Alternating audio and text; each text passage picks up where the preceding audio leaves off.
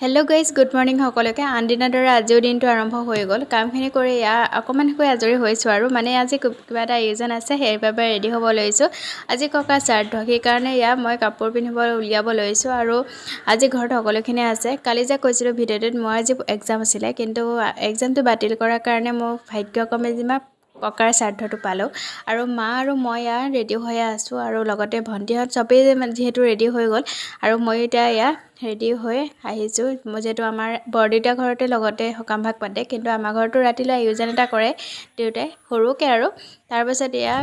আহি গ'লোঁ ভণ্টি মই বৰদেউতাহঁতৰ ঘৰত আৰু সকলোৱে নাম পঢ়ি আছে আৰু আমি চাহ তাহ খাই দাদাই চাহ খাই আছে আমি চাহ তাহ খাই আছোঁ আৰু